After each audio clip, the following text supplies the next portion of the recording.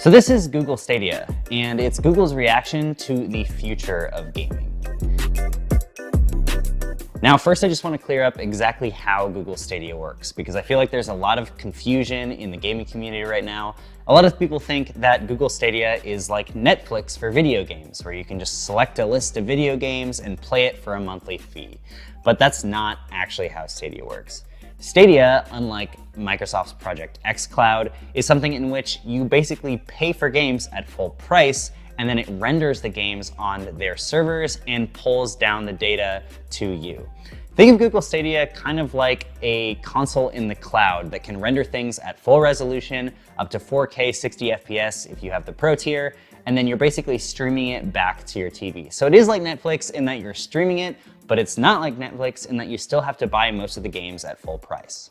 Now at launch, there's only gonna be a Pro tier for Google Stadia, which is $10 a month, and that gets you up to 4K streaming on a Chromecast at 60 FPS with 5.1 surround sound. But later in 2020, there will be a free tier, so you'll be able to just use the service and still buy the games at full price, but that is limited to 1080p streaming. Now, if you're gonna play on your phone or on your laptop, that's limited to 1080p streaming anyway, so it seems like the free tier is kind of a good option, though, like I said, it's not gonna be available until 2020 at some point. So this is the Stadia controller, and you don't necessarily need it to play Stadia on your phone or your laptop because you can actually use any USB compliant controller to play. In fact, you can pretty much play any game on your laptop with just a mouse and keyboard. But I think that Google really wants you to use the Stadia controller because there's a few benefits that the Stadia controller has that other controllers just don't have. Now, first of all, you're gonna need the Stadia controller to play on your Chromecast Ultra. There is a Stadia button in the center, which is basically used to power it on. And then you've got a Google Assistant button, which can be used to help you throughout the game. You can take a screenshot and Google Assistant will be able to pull up a YouTube video and show you where you're at in the game and kind of pull up a walkthrough. Right now, Google Assistant doesn't work on Google Stadia, so that's a feature that's coming in the future. Other than that, you've got your standard D-pad, you've got your X, A, Y, B array, and you've got your triggers. It's not really a complicated controller, but it is a pretty cool controller and it feels really nice in the hand. And it is a USB compliant controller, but Google hasn't said whether or not they're actually going to let you use it on other games yet, but we're hoping that they do in a future software patch. So this is actually a Wi-Fi controller. So the Stadia controller uses Bluetooth to connect to your Chromecast Ultra, which basically just gives it the Wi-Fi information. And then it sends the data up into the Wi-Fi to Google servers, and then your Chromecast Ultra pulls that back down. So unfortunately, you can't just use this as a standard Bluetooth controller right now, and I kind of understand why. I think Google is trying to reduce the amount of latency through the gameplay as much as possible, and if they had Bluetooth to Wi-Fi, that would add an extra layer. We can hope that maybe Google will enable Bluetooth control later down the line, because this is a really nice controller and I'd love to play this on Steam or something like that. Now there's a few really big benefits of Stadia, and play on multiple displays is one of them. You can actually just be playing on your Chromecast in your living room, and then if you want, you can move into your room, go on your laptop, and pick up right where you left off. Because the games are basically being rendered on Google servers, you don't actually have to use any of your own hardware, and the save state or the state you're at in the game is in Google's server. So when you pull it up on your computer, you're exactly where you left off on your Chromecast. So right now we're playing on a Chromecast Ultra, and I also have Stadia open on my Pixelbook. So if I just hit play, still playing on the Chromecast, and Red Dead is booting. And if you use mouse and keyboard, we're exactly where we left off on the TV. Now you can also use this on Pixel phones, Pixels 2 through 4 basically. So Pixel 2, Pixel 3, Pixel 3a, and Pixel 4. And you're probably wondering if you can just play the game on your Pixel wherever you are. And no, you can't use mobile data to play, but you can use a tethered connection. So if you have another phone that has data, technically you could connect to that hotspot and then play on your Pixel phone.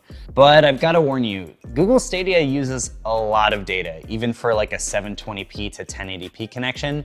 I was getting about 2.5 to 3 megabytes per second of download. So you're probably not going to want to use this on a hotspot. For reference, that's about 7 gigs an hour, which is just a ton of data. If you're streaming something like Netflix, that'll also use something like 2.5 to 3 megabytes per second, but it'll actually buffer the content. With Google Stadia, it's constantly pulling down information every second, and it can't actually buffer content, so you're going to be pulling tons of data while you're playing with Stadia.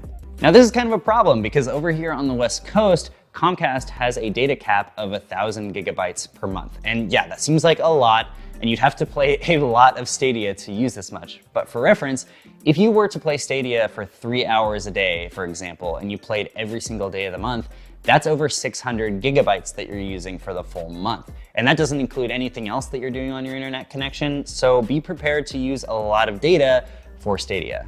But there are a lot of benefits to cloud gaming. For example, you can just be playing on your Chromecast and then shift over to your laptop if you want to. You can go to your dentist office and bring your Chromebook, and suddenly you're playing Destiny 2 on your Chromebook while you're waiting for your appointment.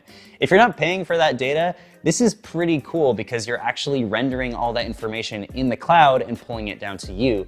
You don't need a gaming computer or a high-end console to actually play these AAA titles. All right, but enough about the amount of data that Stadia uses. How does it actually feel to play? Now, a lot of people were worried about input lag or latency while they were playing Stadia, and there definitely is some there. Even on a weaker connection, I could still feel it. If you're playing a slower game like Kind, then it's not really an issue, but if you're playing a faster paced Twitch game like maybe Mortal Kombat or Destiny 2, it's probably going to be a little bit more of a problem. Now, if you're just a kind of a casual player and you're on a good internet connection, really, I didn't feel that much latency. Like, I was playing on a pretty fast internet connection playing Mortal Kombat, and it didn't feel like there was a lot more latency than there would just be from a Bluetooth controller to a console.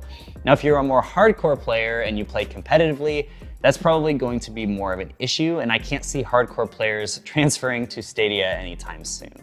Now, speaking of games, there's a pretty good launch library of games coming out for Stadia, and I'm not going to talk about them all, so instead I'll just throw them up on the screen. So go ahead and pause the YouTube video if you want to check that out.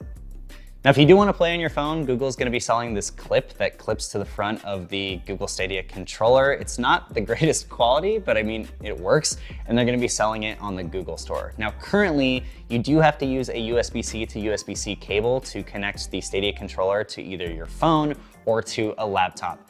And that's a little bit annoying because it would be nice if you could just use Bluetooth, but I'm assuming that Google wants to continue with this Wi-Fi thing and send inputs directly from the controller to the internet. So for now, they're only allowing a direct connection. Now, the controller also has a headset and mic jack, so you can plug in a regular gaming headset and you can do voice chat, and Google Stadia has voice chat built in. Another feature that they want to come in the future is if you're live streaming directly through Stadia, other people who are watching you are able to drop into your save state and play from exactly where you are. And that's a pretty cool feature, but right now it's also not available. So there's just kind of a few features that Google is kind of headlining for Stadia, but they're not available yet, so we can't exactly review them. So is Google Stadia worth it? Well, I think that depends on two things. One, the stability of your internet connection, and two, how much data you're willing to use in a given month. Now, I think the concept is amazing. Game streaming is really cool because if you're playing a game like Red Dead Redemption 2 or Cyberpunk 2077, which are really, really difficult to run and you need either a really good gaming computer or a console to play, it's awesome that you can just have someone else render that and you can just pull down the data. And you could play on a Chromebook, you could play on a Windows laptop, on a MacBook, you could play on your phone, you can play on your TV. It's pretty amazing that you can play on pretty much any screen. Now, other manufacturers clearly also understand that game streaming is kind of the future of gaming. And so there's other things like Microsoft's Project xCloud, which pretty much is a Netflix for gaming. You pay a monthly fee and you can play any of their titles from the cloud. They get rendered in the cloud and you can play them on multiple different devices. But Google Stadia is more just trying to be that console gaming computer in the cloud that you can play on your TV, on your Pixelbook, or on your phone. Now, it does kind of suck that you have to buy these games at full retail value. Now, if you do have the Stadia Pro tier, you are going to get a couple of free games every month through Google, and there's going to be exclusive prices for certain games at different variables of time. So there will be sales and stuff. It's just contained within the Stadia ecosystem. So Google Stadia is really, really cool. There are a ton of benefits for it if you're willing to put up with the extremely high data usage and the fact that you need a really good internet connection for it to work properly. Now, of course, Project xCloud and other game streaming services are also going to use a lot of data. So if you think that game streaming is the future, you really have to consider the fact that you need a lot of data and a fast internet connection for this all to work. But if those are things that you can put up with and live with, then game streaming is a really amazing service. All right, guys, so like I said before, there's a lot of features of Google Stadia that haven't actually come out yet, so we're going to have to continue evaluating the service over a period of time. Make sure you stay tuned to AndroidAuthority.com. I have a written review over there with some metrics, statistics, pictures of the different pieces of hardware, and all that nice stuff. So until next time, I'll catch you in the next video.